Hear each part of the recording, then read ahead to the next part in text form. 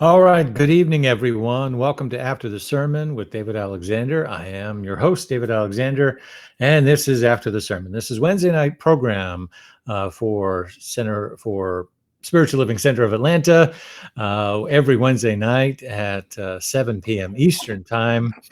We come to you for about an hour just to discuss our reflections, thoughts, and questions based on Sunday's sermon or any other spiritual topic that comes up for us in the process. It's all about diving deeper. So please take a moment and share this news feed or this broadcast feed on your social media sites so that people know how to find us and can find us and join us in the chat room. And as you are joining us in the chat room, please say hello. Let us know that you're out there, you're watching, and begin to let us know what your questions are, because tonight is all about our engagement with you and answering your questions, creating dialogue based on what you have to share with us. As you know, sometimes I have a guest, sometimes I don't, and when I don't, I just kind of ramble and figure out what you have an interest in, and then we go from there. But I'm very delighted to share my ramblings and space with Sunday's guest, Dr. Shariff Abdullah. He's the author of Creating a World That Works for Everyone, for All, along with many other books, including The Power of One, Leadership in Turbulent Times. He is the executive director of Commonway Institute, and I am so glad that he is with us tonight. If you didn't get a chance to watch Sunday, please go back under the Spiritual Living Center of Atlanta's Facebook page under videos and find the service and watch. Everything about the service was wonderful, including his message. And just a few things have been happening in the news since then. And so I can't think of a better person to spend the better part of an hour with and try to digest and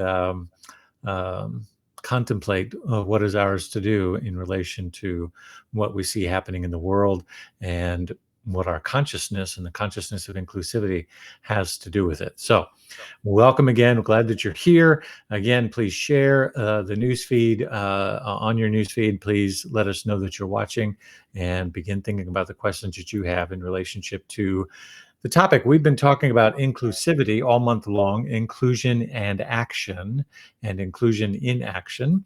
And there are a lot of things happening. So let me not waste any more time. Let me get Dr. Shariff Abdullah on the screen with me. Good evening. Hello, hello. Good afternoon. Over here in Afternoon. Portland, yes. It's late afternoon. Glad you're here. Man, a few things have happened in the world since we last talked. I was thinking, just before we got on, it was like, okay, wow. There's hurricane barreling down on the Gulf Coast and Texas and Louisiana. California is ablaze in wildfires, and there is a hurricane of political division in our country between last week and the DNC's presentations, and this week the RNC and the polarities expressed therein.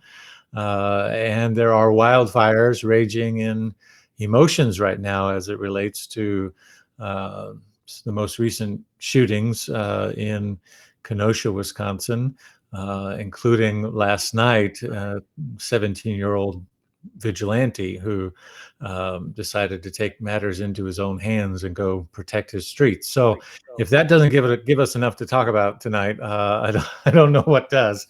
Yeah, we may get bored. I don't know. Yeah. So I mean, where, right? Both the metaphor and the symbology of it all, right? Wildfires, hurricanes, and civil unrest. Various kinds of hurricanes. Mm-hmm.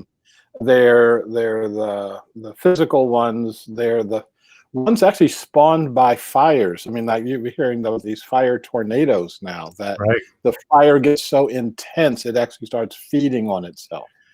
And we've got the firestorm of our racial, social, class divisions. Mm-hmm. And we it's kind of weird because all of these things have been with us before. This is not the first time that a hurricane has struck the Gulf Coast. Sure. This is not the first time there's been a wildfire in California. Mm-hmm. This is not the first time that there's a police shooting in America of a black person. Mm-hmm. The question is, what's happening right now?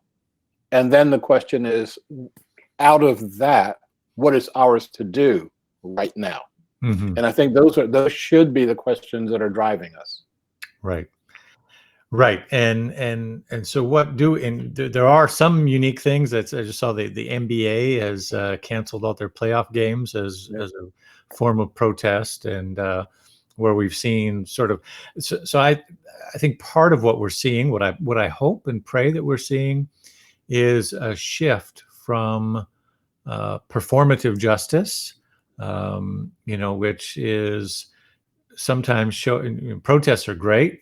Showing up in the streets is necessary and good, but sometimes it feels in today's social media society a bit performative, right? It's going out there, taking a picture, and laying on the bridge, as we had a lot of people do in Portland, and things like that. And so we do something physical, and then I'm not really knocking that, because there is something to the cathartic act of engaging ourselves in something symbolic.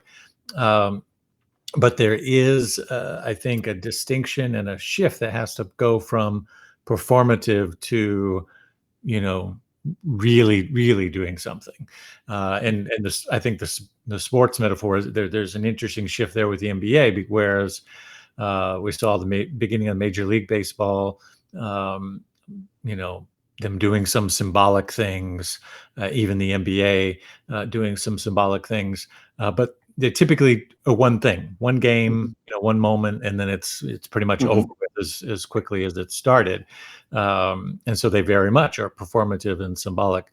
This, with the canceling the playoffs, I know it's only one night, but there's a much broader thing. There's at least a pause there, which I think started, from my understanding of it, from players and some of the teams saying, we're not showing up. Like, it's not happening. Right. So the organization had to step in as a whole and say, oh, okay, we see what's happening.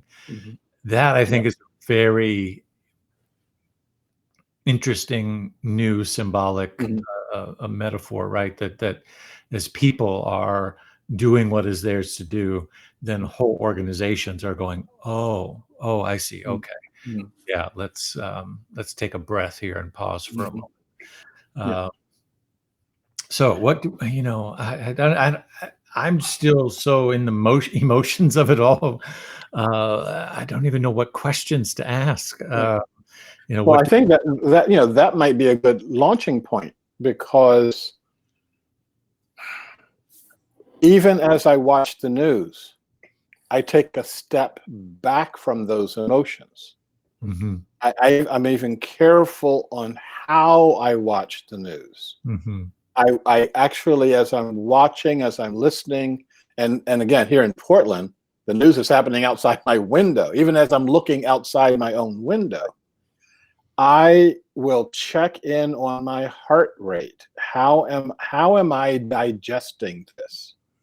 And the reason I ask that question, the reason I go to that place, is that am I going to be in a place where I can be effective, or will I be in a place where I will be reactive? And if we are serious in having a goal, and if our goal is the transformation of our society to a world that actually works for all living beings, then we have to be careful in how we invest those resources. I can do something because I'm upset and we need to do something. And I've been in lots of places around the world where people are upset and they have to do something. And what comes out of that is generally worse than the situation that caused the upset in the first place. Right. And so I stand back. Okay. And part of that standing back is knowing, if I'm going to make a symbolic act, that this is a symbolic act, that I'm doing this for a particular reason, and not that this is not going to change the underlying result. Mm-hmm. If I'm going to be acting out of fear and anger and rage, I can know that nothing permanent will come out of that result. Nothing comes out of fear and anger and rage. Mm-hmm. If I can be careful, and all of the leaders in our lineage have been careful. Mahatma Gandhi, Martin Luther King, Nelson Mandela, Václav Havel.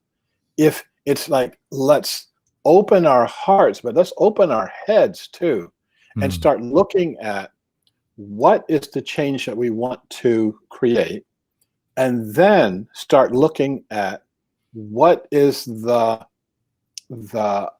energy behind that change. How do we symbolize not our anger, but how do we symbolize the change itself? Mm-hmm. That's good. That's good. How do we symbolize the change?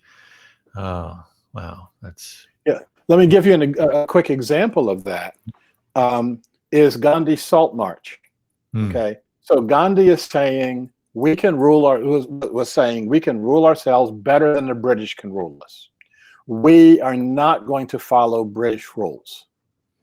And so, like in our own revolution, the patriots taking the British tea and dumping it overboard. Okay, they said we will not pay the salt tax because we're going to make our own salt. And so he goes down to the sea, and he makes maybe 10 cents worth of salt, and it brings down the British government. Now, in this country, the equivalent of that was the demonstrators going to the Woolworth counter and sitting down and saying, "I'd like a hamburger and a Coke." Mm-hmm. Now, by what they were saying wasn't, "I'm hungry, I want a hamburger and a Coke." What they were saying is, your apartheid laws are invalid. I'm going to sit here dressed in my Sunday best. I mean, so this was a disciplined act. Everybody was dressed for the cameras. Okay, right. Very important. And clean, neat, respectable, and just saying, "I'd like to have a hamburger and a Coke."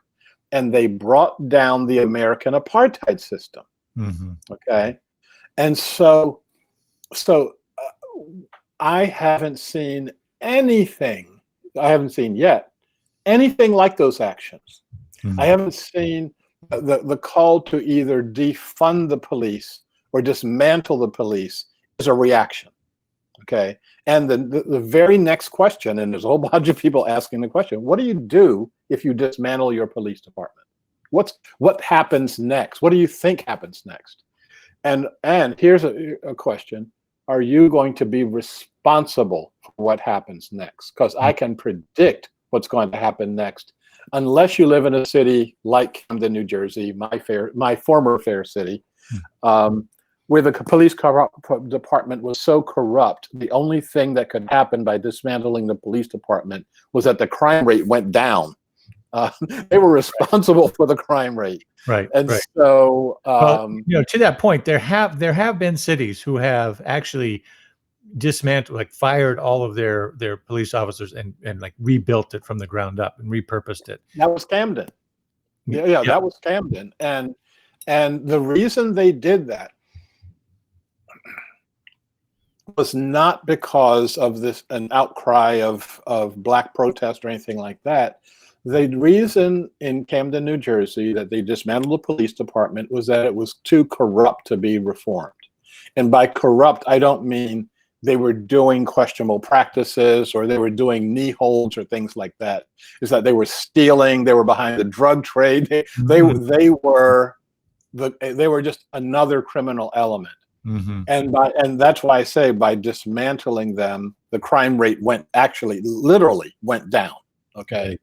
Now, we don't have that in cities like Minneapolis and cities like Portland, Oregon, where there's inadequate, but some citizen review process involved, etc. Mm-hmm. Yeah, my question has been, for the folks who are saying dismantle the police department, when somebody's breaking into your house at 3 o'clock in the morning, what exactly do you plan on doing?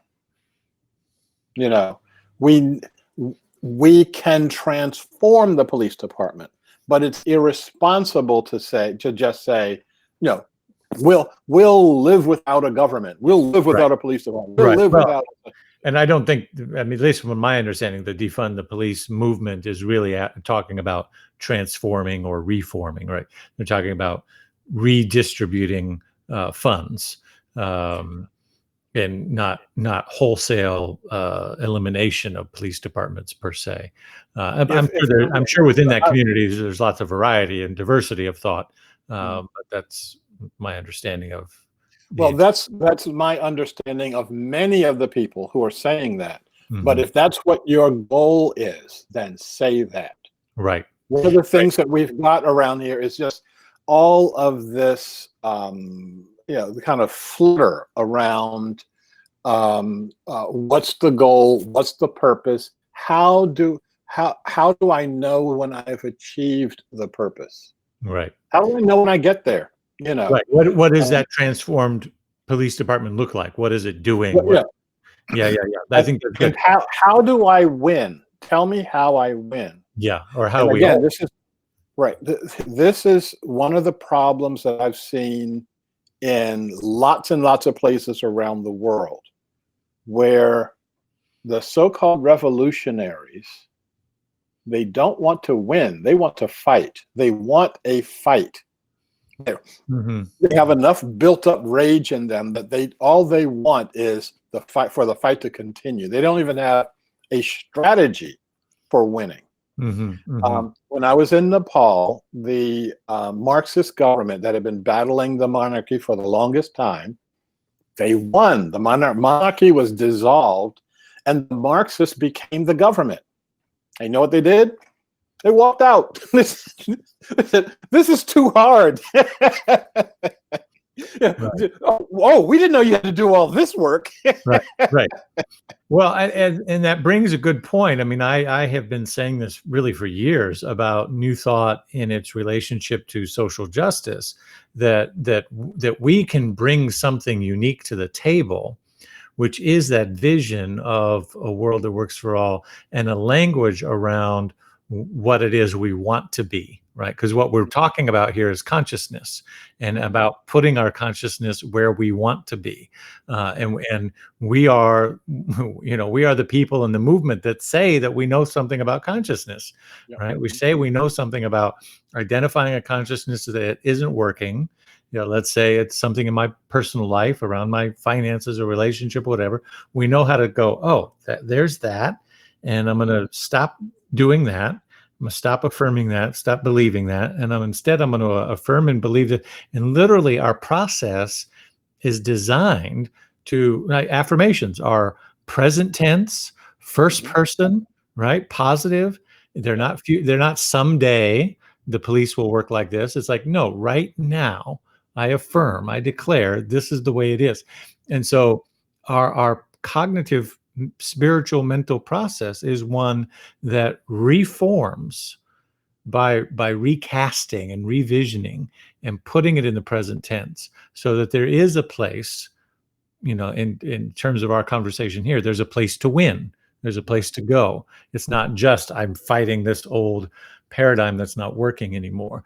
So it seems to me we have two things that I want to talk about. I'm kind of paying attention to comments in the thread here.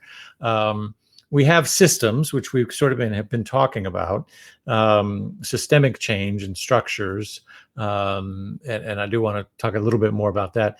And then we also have kind of the personal battle of consciousness, which is represented by this young man, this young white man, a 17-year-old in Kenosha, who actually not from Kenosha, right? He was from somewhere in Illinois, and drove up to be a part of this. And so what do you want to start with first, the personal or the collective? we can start. We've been at this big picture. Let's finish the big picture and let's get down to the personal part. All right. All right. So and the situation with you were talking earlier about the NBA calling off at least a round of the playoffs, etc. This is important because it's elevating the conversation beyond the level of the personal. And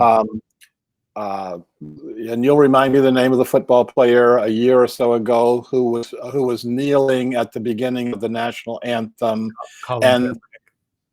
and there was this outcry, including from our president, that, oh, you're wrong, you're deviant, you're not being a patriot, you're not part of us. Okay. And guess what? It's not just one person. It's an entire, let's call it a business. It's not just a business. It's now the playoffs. It's like at what point in time are you going to pay attention that there's something wrong? Right. And for many people, the answer is going to be never. I will never pay attention, because if I pay attention, that will ruin my own thought process, my assumptions about how the world works. Right. And I want us to be careful that that's true on both sides. Yeah. On all sides. Well, that all of us walk in with our assumptions. That's often the thing that I think feeds these performative acts of justice, right? I was even, and everybody who knows me knows I'm a huge baseball fan. Really? I didn't know that about you. but I was very critical. I was at some level happy that Major League Baseball decided to do something on the first day, with players being able to wear Black Lives Matter patches, and it was emblazed on the pitching mound and things of that nature. And they did the black ribbon around the field at the start of the game, and et cetera, et cetera. But it was only for one game, right? It wasn't going to be all season long. And so it was this moment, and it was quick. It was attention, but it was performative, and it really. And I was critical of it, even though part of me liked it, but I knew, just like even I see Celeste Frazier online saying what the NBA is doing is nice but not enough. Absolutely, and what Major League Baseball did was nice but not nearly enough, because it was very much that, well, we're going to do this. And we're certainly willing to say that this is important, so long as it doesn't interfere with our business model, right? So that is so. We may never get to the personal side. That is so important. Okay. Yeah. So I need to look at something on Amazon. So I punched up Amazon, and there's this huge banner, Black Lives Matter. Okay, and my first thought was to be, wow. And the second thought was, okay, right. What does that mean? Does that mean that you're going to start dealing with Amazon's own underclass in a different way? That means that the people who are generating the money will get more money. Does that mean, and the answer is, business-wise, yeah. The answer is, we don't know what it means, because we cannot identify the measurable goal that comes from that statement. And I'm not being, I don't think I'm being overly critical. I think I'm being honest that when I go to the Black Lives Matter website, and I've gone through it, I've looked in all the pages, I don't see a goal. I don't see, other than obviously they would like to have every window in America have a Black Lives Matter sign in it. Okay. Then what do you do? Right. Is it enough for a multi-billion-dollar, close to trillion-dollar corporation to put up a sign, to put up a banner and say, okay, we're done? Is it okay to have a baseball team put wear the arm patch and put up a ribbon. Is that enough? Right. And the answer is yes and no.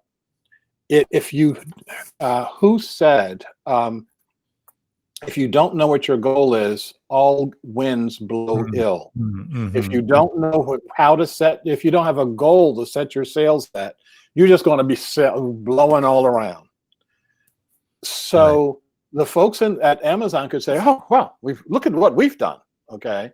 Right. Now, on the other hand, we all know that even if there was a Black Lives Matter sign in every single window in America, that doesn't affect the systems and structures that are at play in holding back an entire community. Okay. Now, the way that changes is by setting a clear goal. And the way that changes is having a vision that's attached to that goal, knowing what your vision is. Right. So you're not motivated by anger. You're not motivated by fear. You're motivated by the vision. This is why I have my goal is creating a world that works for all. Now, when I get hired as a consultant to come into various organizations, we start off with a goal.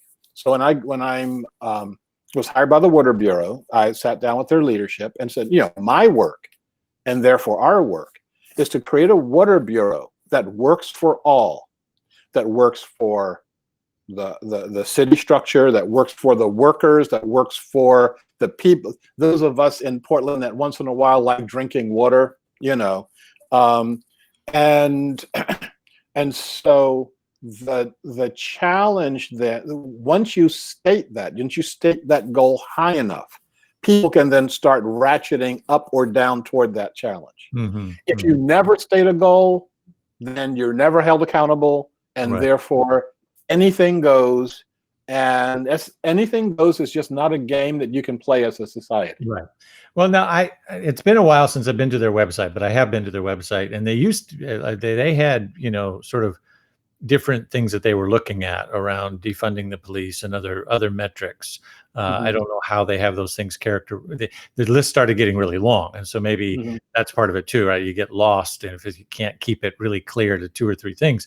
But to play sort of devil's advocate on this for a moment, and again, reading some of the comments, thank you all for chiming in. We see you. I think a pretty good goal, or at least a vision. The vision is that Black Lives Matter, right? And maybe the goal is that when you're stopped by the police, and somebody said, I saw a Twitter response about people saying protests shouldn't turn into violence. Peaceful protests should not be turning into violence. And the person said, right, but an arrest shouldn't turn into murder. Right. That's right. So there's a goal. How about that? Yeah. How about arrest just not turn into murder? How about you not get shot 7 times in the back? If we're going to check on your kids in the car, I'll give you. And so, but let's drill down. I want to give an example and try to drill down on this a little bit. We had here in Gwinnett County, where I live, outside of Atlanta, an officer incident that occurred just last week. It was filmed by family that were surrounding the incident. The officer was responding to a home that were following up on a complaint of some kind. The person sitting on the porch matched the description that the officer had been given. He began questioning, had reason to believe that this was the person, and wanted to take them in for further questioning. She resisted. The family, she and her family are African Americans. The officer was white. And so he comes up on the porch and they engage in a struggle. He pulls her off the porch, ends up tasing her. She falls into the bushes, etc. Now, she was, the officer was fired the next day. And what was very interesting about this case was what the Gwinnett County Police Department said about this. They said, we reviewed the tape, we reviewed the footage from the family members, and the officer was justified in the use of force. The officer was justified in, had reasonable suspicion to question her and to bring her in. She resisted being brought in. He had reasonable force, reasonable use for the force. However, his conduct was out of line. He used foul language, and he did not use the de-escalation tactics that he should have done before using the taser. And so for those two reasons, we are letting him go. I thought that was really remarkable because it displayed a flip of the script that I have not seen anywhere else, where police departments tend to hide behind justification of the use of force. It's like, well, it matches our policies and justified, so we got to let this go, even if it's immoral, even if we don't like it, even if it shouldn't have happened that way, or whatever.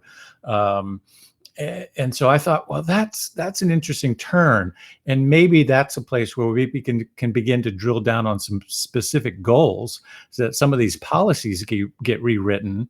That, because I was talking with another friend during our staff meeting today at SLCA, and we were saying, with all of this stuff happening, you would think right now, if you were a police officer in any city, any town, USA, that you would have a heightened sense of sensitivity of, gee, if I stop or am engaged with people of color and it begins to turn into what is going to look like an arrest or a confrontation or a whatever,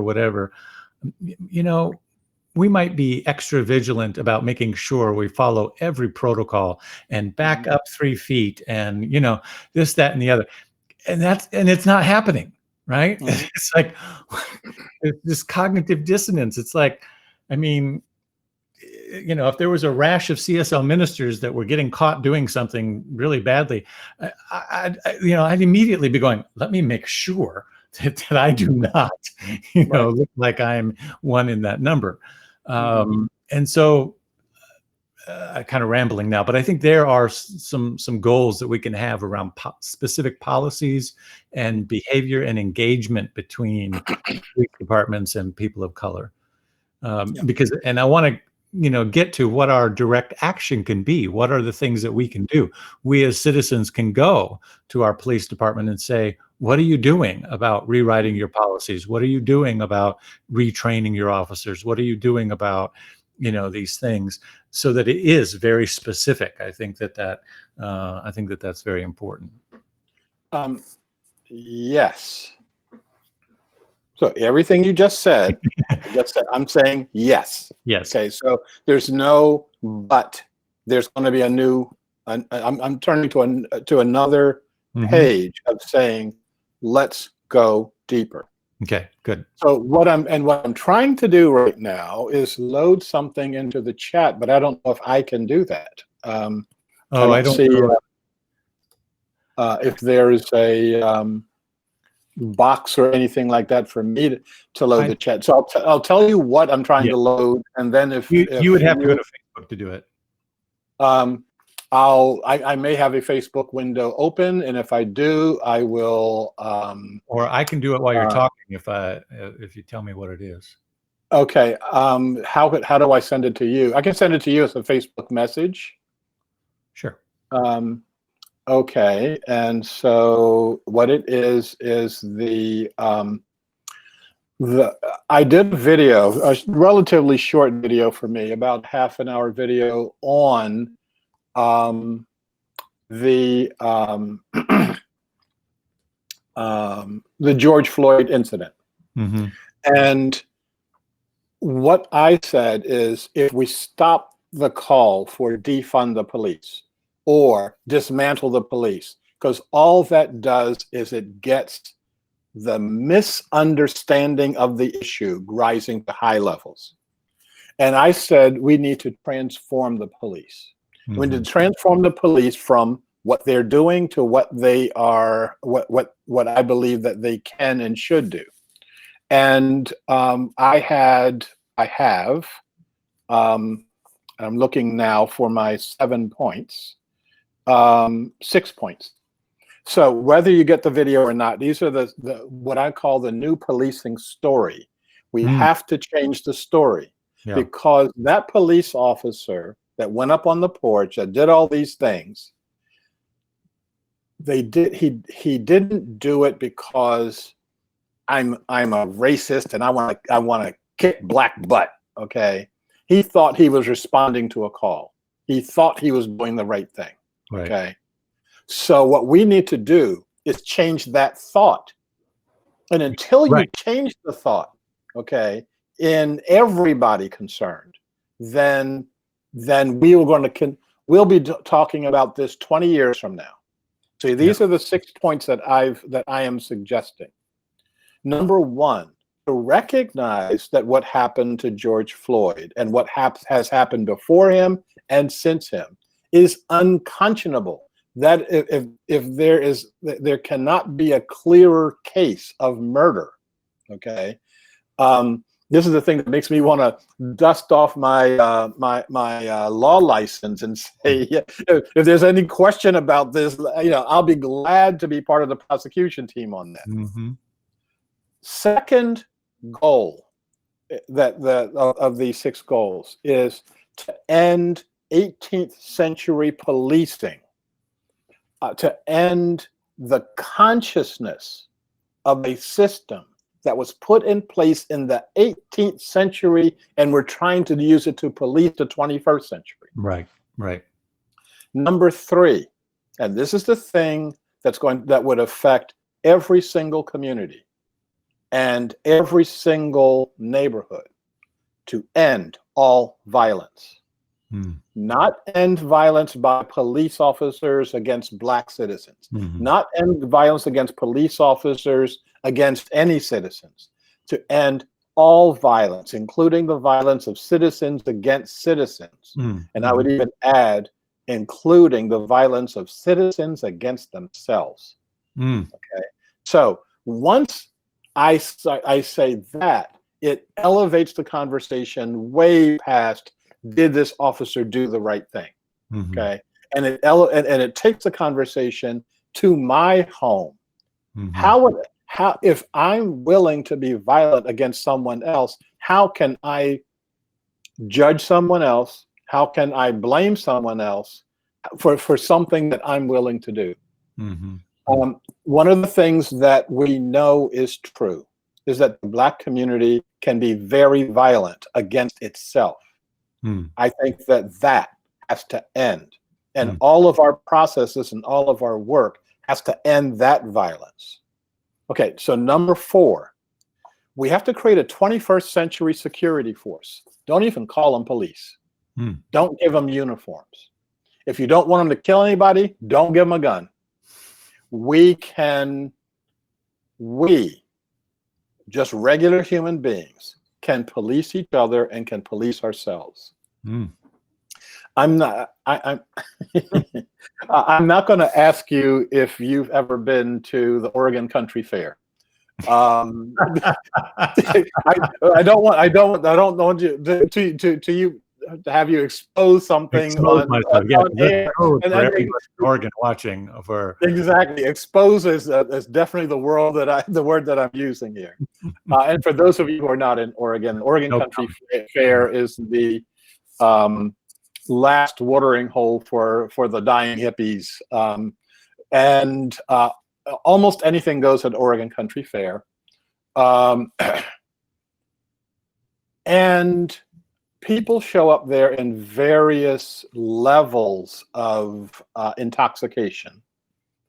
40,000 people a day show up to the Oregon Country Fair. And the only reason I know this, I've been asked to speak there. So I had my blinders on. I didn't look at anything. Right. But 40,000 people show up, and they have to provide security for people who are on drug trips or acting out. Some people some fundamentalists show up and they're going to convert everybody from their hellish ways, etc.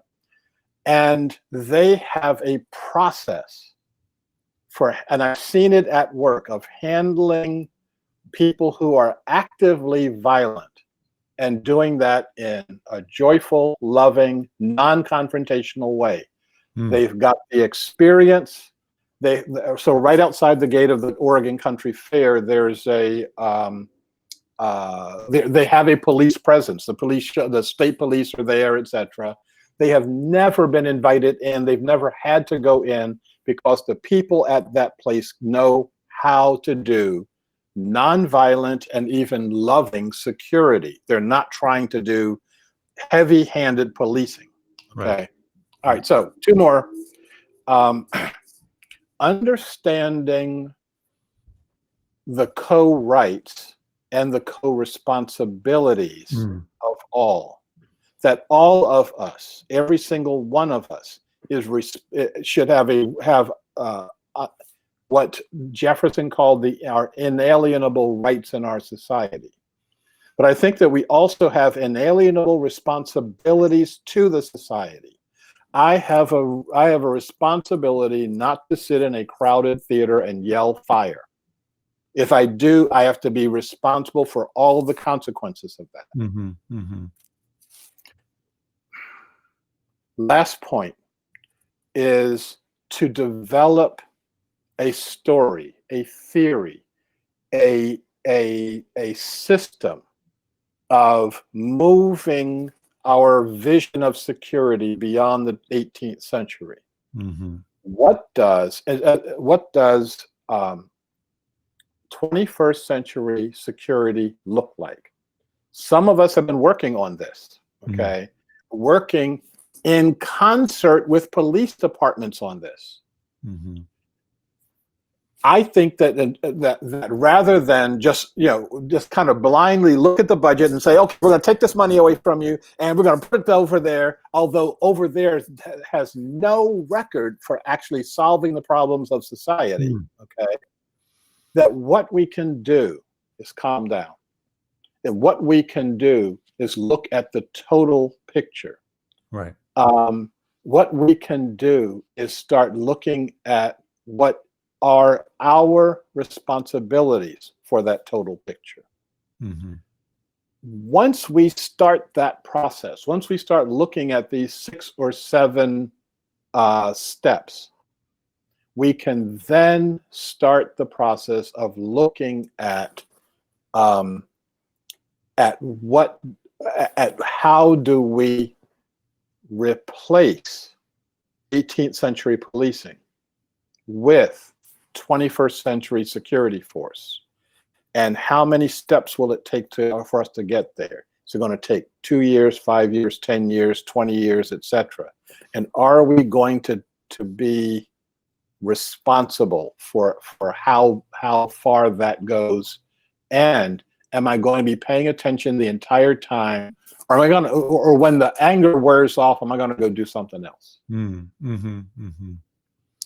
Yeah, that's a big concern I have, particularly for white folks that are woke in all of this moment that we're in, that when the pandemic, the health crisis is over and we're all back to work full time and in traffic, that other things will distract our mind and we'll move on to other topics.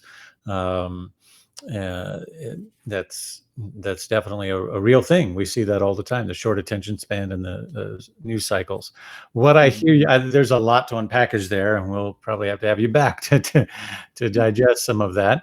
But what I hear you saying, which has been core to your message that I've known for almost 20 years now, that I've known, I know you've been doing it longer than that, is this, again, this beautiful yin and yang between the inner and the outer work, right? The co-responsibility, the responsibility I have to my neighbors,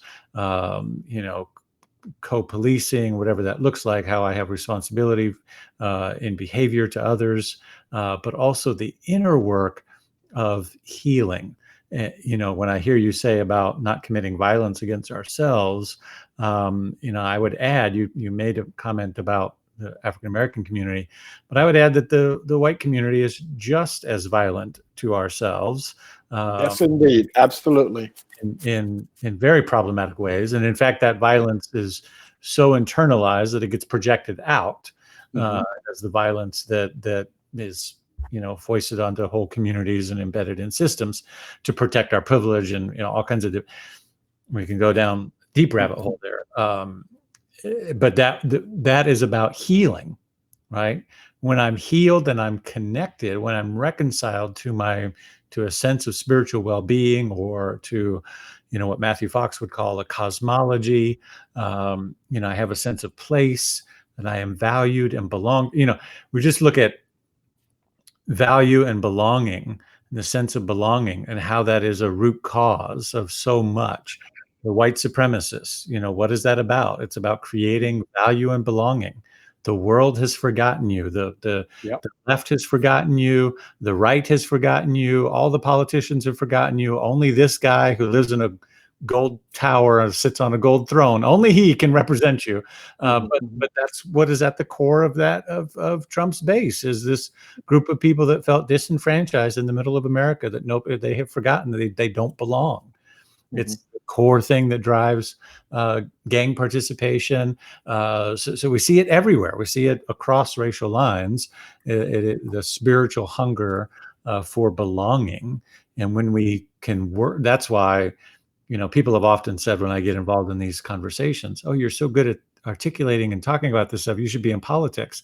And I'm like, no. My lane is spirituality, right? My lane is what I'm doing as a minister, because the healing of the sense of belonging is at the core of all of this. And that's black, white, yellow, gay, straight. Everybody has some work to do around the healing of their sense of belonging in the world. And if we get that right, then it changes everything, right? This is why in the Sweden and the Netherlands and in these the Scandinavian countries, this is why they're so committed to mothers and to prenatal care, and to and even fathers getting long-term parental leave when a child is born. We actually did the research here in the United States about the mental state of health of a mother when pregnant, and its impact on the development of the reptilian brain versus the frontal lobes, right? The neocortex. If the mother is in fear and flight and fright, basically, worry and concern about her future and safety and well-being, then the reptilian brain, which is where all our fight and flight response lives, is larger. If the reverse is true, she's feels safe and secure and all her needs are met, etc., then the frontal lobe, which is the governor, right? We all have fight or flight, but we have this frontal lobe thing, which is the governor, the regulator of our responses, the one that can say, calm down. That's, oh, I'm feeling this emotion, but let me take a breath here and work through it. They saw that research that was done at Harvard and Stanford and other, big American universities and child development psychology programs. And they said, wow, if we really focus on the mothers, if we really focus on the sense of well-being for every child, and give them this package, and they get a box with a crib and their first clothes and all these things, whether they need it or not, and they do that because they're investing, their process behind this was, we're making an investment in the future. 20, 30 years from now, we will have less crime, we'll have less need for prisons, we'll have all of these things will go down, and we won't have to spend the money on maintaining a prison system or police departments or any of those other things, because we will literally build from the ground up a healthier society. And it's working. That's exactly what they're doing. And, we did the research, but then we don't do anything with our research that we do here. Right? I disagree. We definitely do something with it. We ignore it. I want to respond to some of what you just said. And I'm also going to try to conflate 3 or 4 ideas that I saw in the chat box.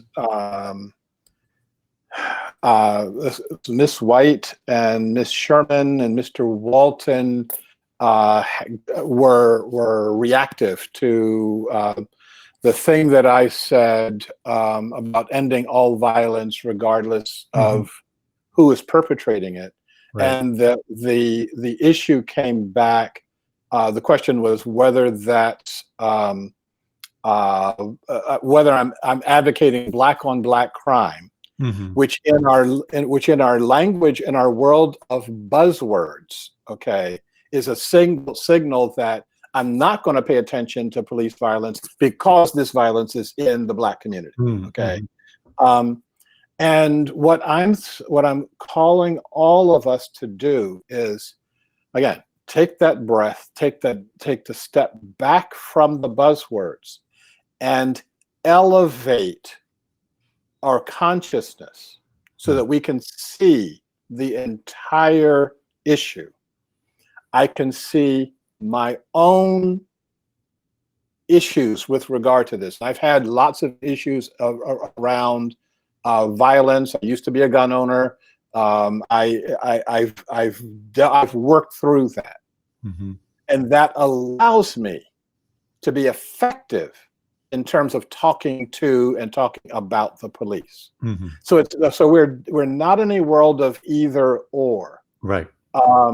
We're in a world of let's look at the entire picture, and perhaps we can see this a little easier, a little better, if we take it out of the realm of the black consciousness and look at what happened in the Me Too movement.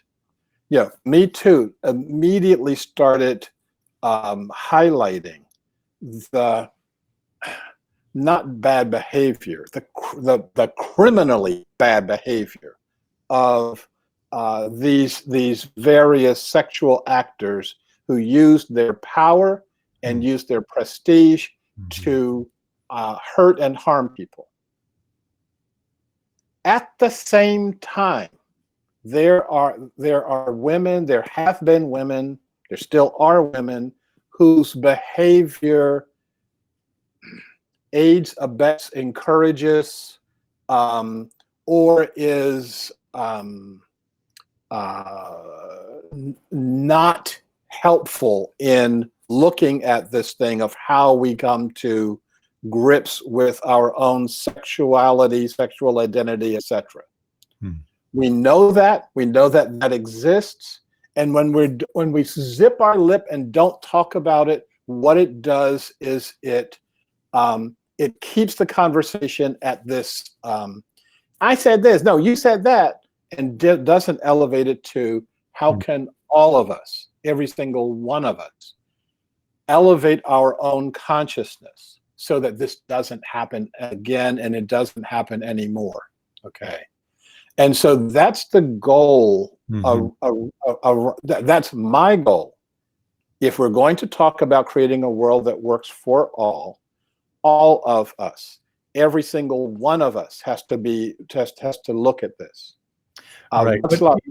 Hang on for a second. Václav Havel, in one of his books, I think it's The Power of the Powerless, he said the line between the victim and the villain, between the victim and the victimizer, runs through each of our hearts. Right. So part of my heart is the victim of this society, and part of my heart is the victimizer in this society. As soon as when I can address that, I'm addressing my entire heart. And when I can address that, that gets us to a whole different place, an entire society that actually can work through all of our responsibility. Right, right. And that's what I was going to say is, again, it's that yin and yang. It's both, which has become, you're speaking about integrating those things into one thing in a world that has polarized them as two different things. That on, politically on the right, you have the self-responsibility people, right? It's everybody be responsible for yourself, right? We can't mandate mask wearing in Georgia because everybody should just be responsible for themselves and wear masks. And on the left, we have systems responsibility, right? The system has to change, and the system needs to do this, and we need a policy for this, and governed in this way. And so these two positions have become polarized when it really is both. It is Both of them. It's self-responsibility and systems. Yeah. It's internal work and external work. It's not, there's only one of us here, right? Yeah. Yeah. So here in the presence of a polarized world, and you want to choose sides, you want to align with, the right side of history, so to speak, because there's such a dangerous narrative being played out that I mean, people's lives are on the lines, right? People are dying in the streets. Yeah. So one other thing that Havel said was that line between the victim and the villain is not always equal. There are some people in society who are more responsible than others, and they should be held accountable. But if we are going to have a truth and reconciliation process in all areas of our world, I have to recognize that, on an ecological level, I do a great job recycling. I promote recycling. And then on the other side, I put my butt into way too many airplanes. I'm responsible for our greenhouse effect. I don't recycle as much as I possibly could. And so once I am able to be in both of these places together, even with the people who are more responsible, I can help change that behavior. If my goal is punishing behavior, the punishment never stops. We just keep punishing until we get to me, and then they keep punishing. If our goal is to transform the behavior, that place of transformation is there. It's possible. We can go there, but we need to go there together. And all of these leaders of nonviolence, from Gandhi all the way through to Havel and Mandela, all of them were saying we have to be responsible, and we want to change the behavior, not the people. One of the things that we tend to get is self-righteous. Oh, they did such and such. He said such and such. He used this language. And at the end, the question is, have you ever used language like that? Have you ever said these kinds of things in anger? Have you ever done such and such? Once I get to that point, I can change that person's behavior without condemning them, without this absolutist rhetoric that once I label you as, and then you whatever block you choose, a racist or a sexist or a homophobe or whatever. Once I label you, I can then forget you, not recognizing that you're going to still be an actor in society and you're not going to be under my control at all. Right. Yeah, you can go on and become the poster boy for the Aryan nation, and I there's no way I can change your behavior or anything like that.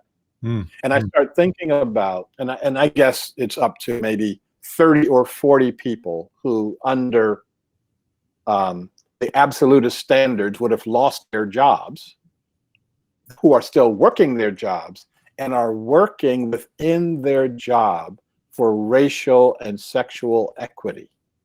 They get it, and they're the most powerful speakers because everybody knows where they came from.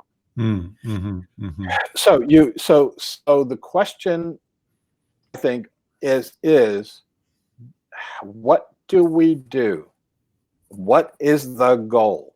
As soon as you tell me your goal, I then can say whether that goal is achievable or not. I can then tell you whether I believe in the goal or not. If you tell me that your goal is defunding the police, I go, it's not going to change anything. If you tell me your goal is dismantling the police, I say, no, I do not support that goal. That is not a goal that I support. If you tell me that your goal is transforming the police, I say, yes, I'm in favor of that, and I've got some definite ways and steps to transform it. But if you say, well, that's what I meant when I said dismantle the police, I said you need to check your rhetoric, because I go right back to no. Yeah, the language around that particular part of this movement I think is problematic in the general conversation field, right? Because it just doesn't get heard. If there is a good message underneath it, it's not getting heard because of the label that they've chosen. It was as soon as it came out, I went, oh, I wish they chose it. I immediately went, it was like a thesaurus, like what else could we call that? How could we rebrand that? How about transform? Oh my goodness. Something, because it is important. It is important to do. The goal is important, but words matter if we want to be heard. And we have to recognize that there are elements in that movement that, remember I said, on the one hand, there are no measurable goals, so therefore it's unclear how you win. On the other hand, there are people who don't want to win. They don't want winning. Okay. And I'll give you an example of this. And we don't have the name of the shooter up in Wisconsin. I don't have the name yet. But that person is reminding me of someone here in Oregon, maybe 20 years or so ago, Kip Kinkle. Kip Kinkle was a teenager, went to high school.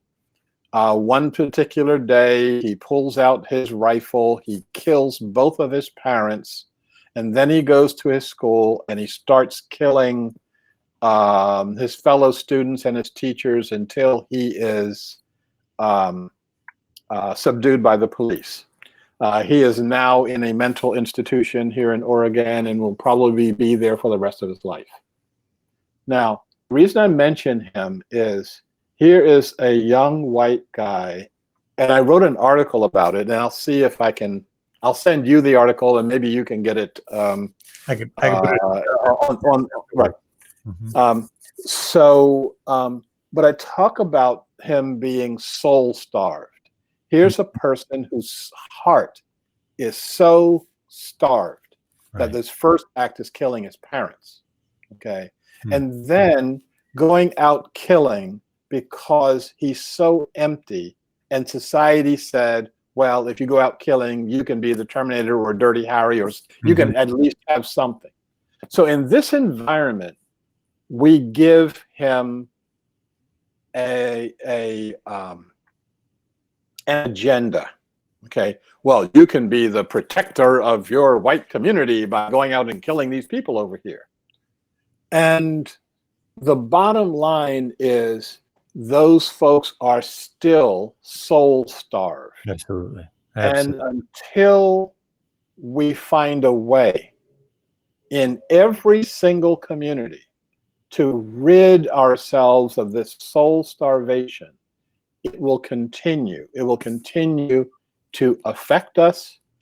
It will continue to infect us. It will continue, and one level of violence will beget another level of violence. Yeah, absolutely. And our challenge is, and this is my challenge, growing up in Camden, New Jersey, not a place that was really, big on touchy-feely hugging and kissing stuff. Okay, my challenge was overcoming this situation in my own heart. My challenge was recognizing that everything I was complaining about the society, complaining the society about, and I was very affected by Malcolm X. I was very affected by Stokely Carmichael. I was one of the kind of the early teenage lights of the Black Power movement. That in all of that, there was this thing, this problem, this wound in my heart. And until I could address that wound, until I could own the wound. Now, the wound was created by everybody, was created by the society, was created by my mother, was created by the class system that kept us on the bottom shelf. And until I could address all of that, until I could own all of that, that's like, yeah, that's all called me, you know. And until I could own it, and until I could release it, I could not be effective for other people. Yeah. I could not be an effective agent for change in the society. Now that I have affected it, I can act as a change agent in any or all societies. So the furthest north I've been is St. Petersburg, Russia. And that's so north that the sun does crazy things in the summertime. It doesn't go down, you know. And I think the furthest south I've been is, I'll have to look at the map and see whether Auckland, New Zealand, or Cape Town, South Africa is further south, but I've been to both, okay? And all in between, we've got people facing the same issues, the same issues. It looks different in America, but once you peel back the unique status of our racial past, what you see is haves and have-nots. Right. What you see is people who have been bent by a society. And what you see is the opportunity for us to create something that has never been seen on the planet before. And this is something that I think is important to what you were saying about what I call not even baby steps, the banning chokeholds, okay, or banning knee holds. It's like, so what? Okay, it's, you know, taking these funds away from the police and giving them to these mental health facilities. So what? What is the thing that's creating the mental health problems? What is the thing that's creating all of this discourse? Once we get to that point, we can then start the process of saying, okay, what does our new society actually look like? Okay, let me say just one more thing, please. One more story. All right. So this happened when I went to my undergraduate degrees from Clark University, and before people ask, no, this is the original Clark University up in Massachusetts. Okay, known for psychology. And at the time I went to Clark, we did an experiment, a psych experiment. You take two rats and you put them, and this had to learn the psychology of human beings, study rats. You take two rats and you put them in a large enough cage, metal cage, and you put adequate food and water for a couple of rats in there, and they will very quickly cohabit with each other. If they're male and female rats, they will start cohabiting with each other, but you put two male rats in there. And what we would do is then send a mild electric shock through the cage so that their feet are hurting. This doesn't kill them, but their feet are hurting. And as soon as you turn the electric shock on, the two rats will start attacking each other. So all they know is, I'm in pain and there's another rat in the cage. That rat must in some way be causing my pain. And what we know is all of us are in pain. All of us have had that shock going through us. And the question is, are we smarter than that rat? Can we stop attacking each other long enough to say, what's sending the current through the cage? How do we shut off the thing that's causing the problem, as opposed to just continuing to attack each other because it feels a certain way? Continuing to burn this building down because it feels a certain way. Continuing to rob this store because it feels a certain way. Continuing to practice knee holds because it feels a certain way. Can we elevate that consciousness to that point? Mm-hmm. And the answer is yes. The question is whether we'll do it or not. Right.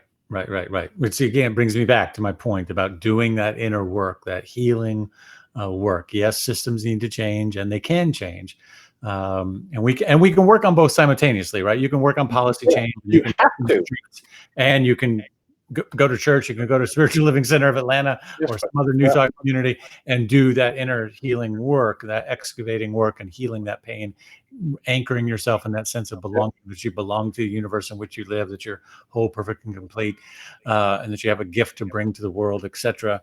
So I encourage everybody out there to do that, whether it's with us or with someone else, but do that inner work, because that's why it's so important, and continue to do the outer work. You know, the last thing I'll say, and then I'm going to ask you to lead us in your healing mantra to close us out, is, you know, this is, when talking about then we can rebuild society, what occurs to me is broken people can't fix a broken system. Right? Absolutely. That pain is still there. And so, yes, we need to do simultaneous. We need to do progressive changes and all of that. But the importance of that inner healing work, healing people can build whole systems, right? A healed society can build a new world that works for everyone. You know, so that's where it's at. That's why we do what we do, and that's why we keep having these conversations. Thank you for joining us this evening. Thank you everybody online for watching, spreading this message. We did get the video that Shariff shared with us in the chat, and okay, I was just reading Jimmy's last comment there. I know that we had lots of comments tonight, and last week I said I was going to address a biblical thing on Adam naming the world. I'll do that next week, because that's a whole different. Didn't quite fit here, right? Didn't quite fit in with tonight, and that's perfectly okay.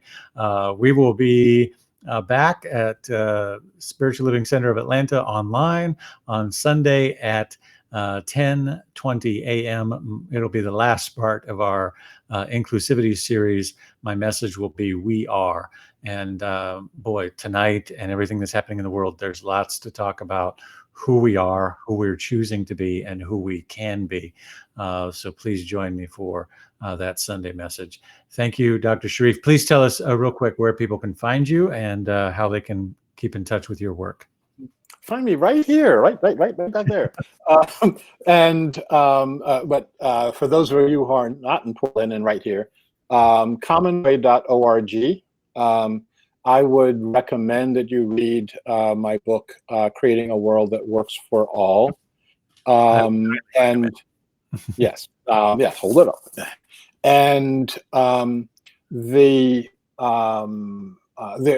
we'll be doing some workshop series in the fall, and I would encourage people to actually do the work. I mean, especially one of the things that I've written is called Practicing Inclusivity. How do you actually practice this as opposed to talking about it? Yeah.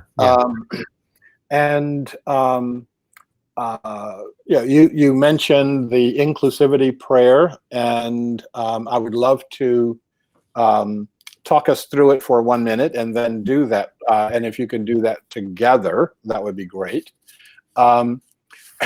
The inclusivity prayer is a prayer that anybody can make. Even confirmed atheists can do this, so don't get twitchy. And it's a modification of a Buddhist prayer that says, may all beings be well, may all beings be secure, may all beings be happy. The modification is that first I'm going to wish that may I be well, may I be secure, and may I be happy, because you put the oxygen mask on yourself before you can start fixing others. What Reverend David just finished saying, if you're upset and enraged, you're not calming anybody down. The second part of that is, may you be well, may you be secure, and may you be happy. And when you think about saying you, I want you to think about two different people. The person or persons in your life who who's the easiest for you to wish well, to wish to be secure, and to wish to be happy? For me, it would be my daughters, okay? For you, it may be a spouse, it may be a parent, a child, etc. Then at the same time, I want you to think of the person who it's most difficult for you to wish well, because they need it more. They, yeah, the lack of love in their lives, the lack of healing in their lives comes out in very obvious ways. Then the last is, may all beings be well, may all beings be secure, may all beings be happy. And when you think about that, think about the other animal beings, the other fish beings, the other plant beings, the birds in the sky. Think that all of this is part of your heritage. May all of this is part of your connection with the world. Mm-hmm. And right. So I'm waiting for the scroll so we can get started and say, may I be well, may I be secure, may I be happy, may you be well, may you be secure, may you be happy, may all beings be well, may all beings be secure, and may all beings be happy. And thank you. And thank you for having me. This has been the longest hour of my life. But yeah, because we were over an hour. So there you go. Yeah. We said 1 hour. We're a little over that. So thank you again, everybody. Every Wednesday night after the sermon right here, where we break down Sunday's message. Be sure to tune in to Spiritual Living Center of Atlanta online on Sundays, and follow us on Facebook, newsletter, all that good stuff to keep up with all the wonderful things happening. Indeed, be well, be happy, be secure, and we'll see you next time. Blessings.